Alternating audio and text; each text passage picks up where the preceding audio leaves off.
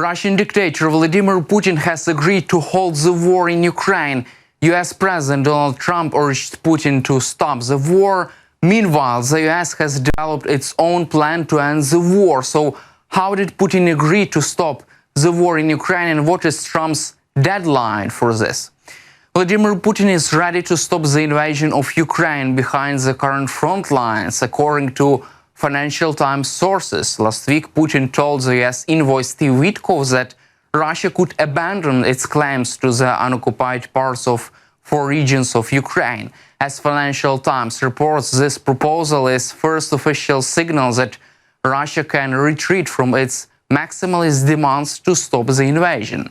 At the same time, European officials who spoke to the Financial Times fear that Putin is likely to use the concession to the US to persuade Trump to accept other Russian demands and impose them on Ukraine, such as recognition of the annexation of Crimea and a ban on joining NATO. Moreover, there is now a lot of pressure on Kyiv to give in so that Trump can claim any kind of victory. However, Trump also criticized Putin for the last attacks on Ukraine. Quote, "I'm not happy with the Russian strikes on Kyiv. Not necessary and very bad timing. Vladimir, stop. 5,000 soldiers a week are dying. Let's get the peace deal done." Meanwhile, Trump's administration is ready to put pressure on Russia. Steve Witkoff will meet Putin today to force him to accept Ukraine's right to defend itself, according to Bloomberg. The US will demand that Russia accept Ukraine's right to develop its own adequately equipped army and defense industry as a part of a peace deal. US envoy Steve Witkoff will discuss this matter with Vladimir Putin. For the first time, President Trump's administration is seeking some concessions from Kremlin. Trump's administration would like to Putin to give up on his announced goal of demilitarization of Ukraine. As we know, after the beginning of full-scale invasion in Ukraine, Putin's government proposed putting strict limits on the future size of Ukrainian military. The Trump's administration also wants Moscow to return Ukraine's Zaporizhzhia nuclear power plant, which is sized after the beginning of the full-scale invasion by Russia. The facility should fall under US control to administer energy to both sides. In addition to letting Ukraine maintain its military, the US wants to ensure that it has a passage over the Dnipro River and that land occupied by Russia in the Kharkiv region is returned back to Ukraine. At the same time, European allies are concerned about Donald Trump's plan for Ukraine, which provides for territorial concessions, including Crimea, in favor of Russia, according to CNN. Trump's peace proposal includes the US recognition of Crimea as a Russian territory and the transfer of large areas of territory by Ukraine to Russia. When asked what concessions Russia is offering, Trump replied that not taking over the entire country is a big concession. Quote, "Many diplomats from NATO members countries said that they are concerned about what the Trump administration is offering because they believe that it sends a dangerous signal to Putin and other world leaders, including Xi Jinping, that illegal annexations can be rewarded." Also, quote, "If one country in Europe is pressured or forced to give up part of its territory that was recognized as a part of Ukraine, if one country in Europe is forced to do so, no country in Europe or elsewhere can feel safe in NATO or without NATO." Also, Trump's proposal to de facto recognize Crimea as a part of Russia would overturn long-standing US policy that despite Russia's occupation, Crimea is Ukrainian territory. European officials say that they will not go down that path, leaving the US isolated with this matter. According to CNN, also Asian allies are concerned that a deal to end the war that would reward Russia after a deadly war could be struck. Asian diplomats have made clear their concerns about the global implications of a settlement that Ukraine could violate also Ukrainian borders. Meanwhile, Ukraine has developed the framework of peace negotiations with participation of the United States. Ukrainian and European allies hope to deprive Russia of official international recognition of over Crimea and other occupied territories, according to The Telegraph. Ukraine would like to ensure that any peace agreement is based on international law, not on capitulation with a specific caveat regarding a possible Chinese invasion of Taiwan.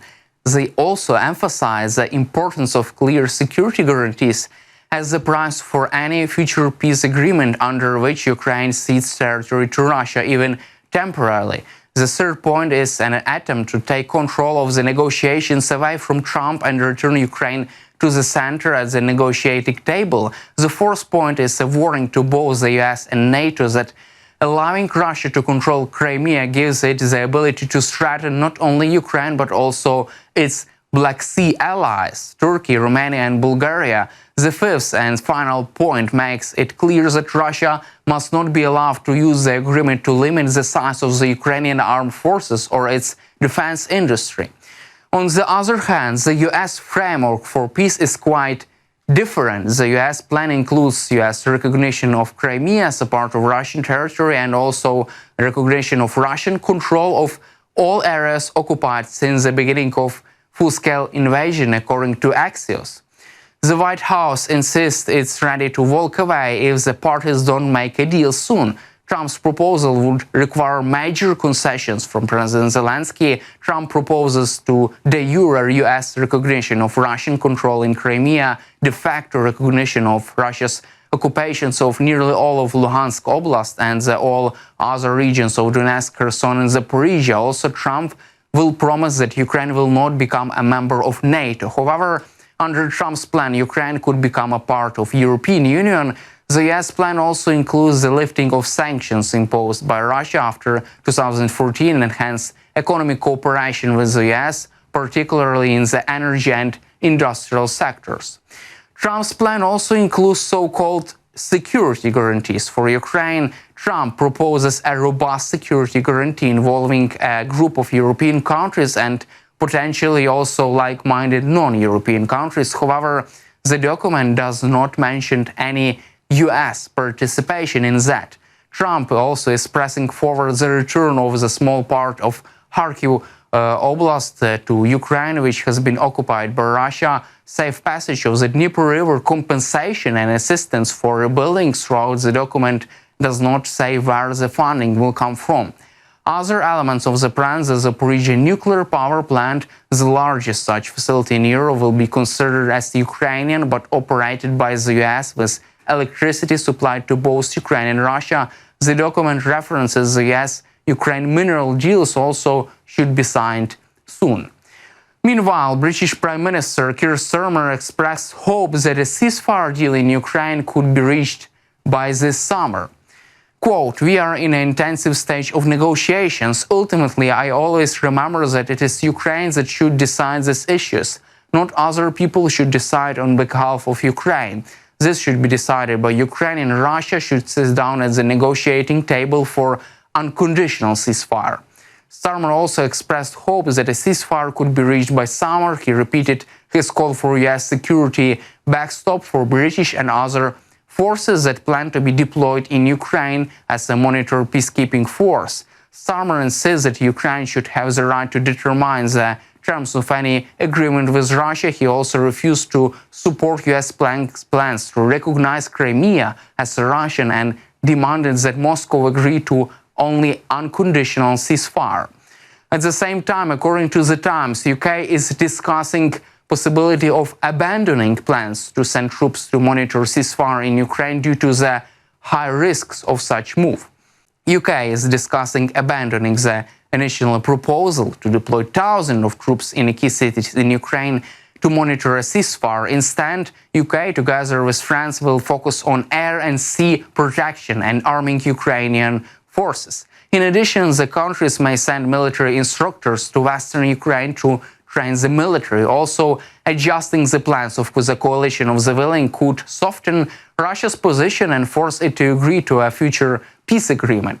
At the same time, the British Ministry of Defense, in a comment to the Times, denied this information as a speculation. Quote, "Operational planning is ongoing within the framework of the voluntary coalition of allies to work out options for actions on land, sea, and in the air, as well as for the reconstruction of the armed forces of Ukraine," said the spokesman for the British Defense Department.